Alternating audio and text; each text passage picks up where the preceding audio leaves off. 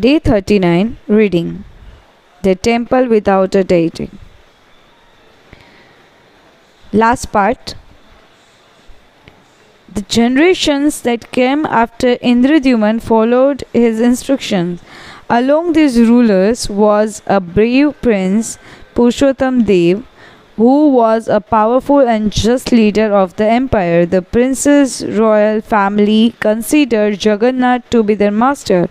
In order to show his humility and obedience, the prince would sweep the chariot with a golden broom every year, indicating to the world and his subjects that he was a mere servant of the Lord. In time, he heard of the beautiful Padmavati, the princess of Kanchipuram, and though his officials sent word of a marriage proposal to her, the princess, however, became enraged and declared in open court, "How can I marry a royal scavengers who sweeps the ground with a golden broom?" The news reached the prince instantly, and he decided to teach the princess a lesson.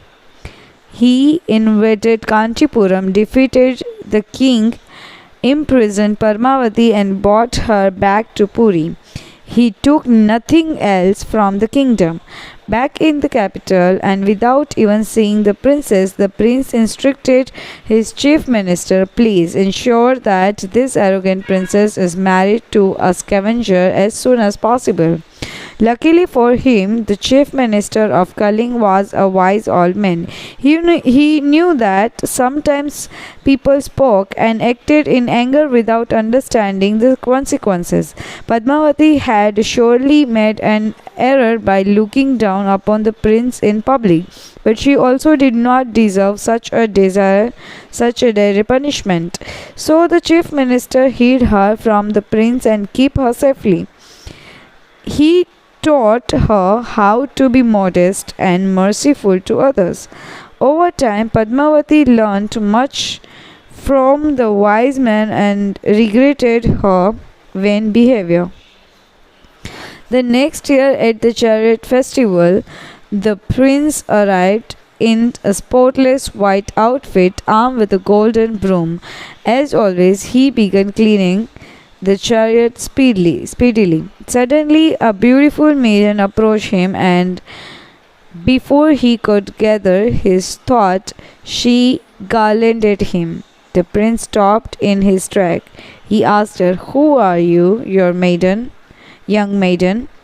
How dare you garland me?" The princess said in a shy and quiet voice, "I am your wife. Now, since I have completed one of the ceremonies necessary for marriage."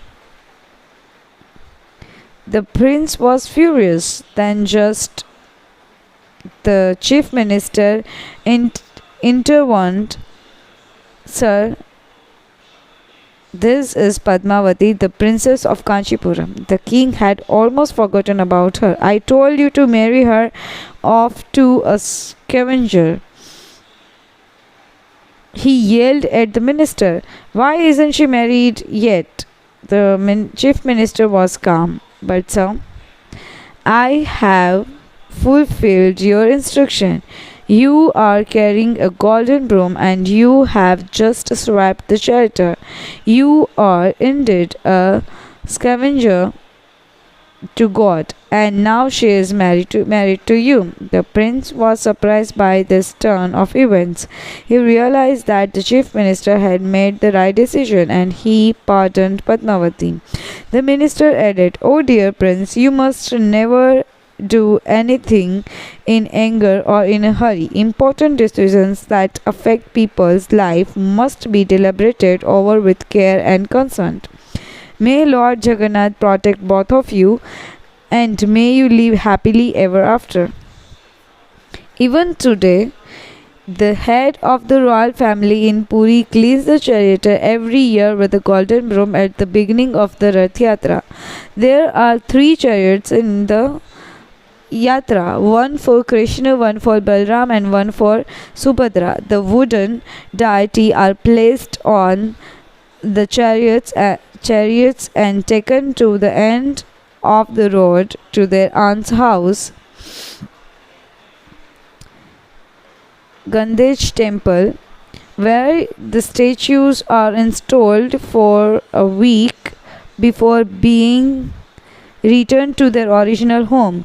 This is the only temple in India that doesn't have its deity for an entire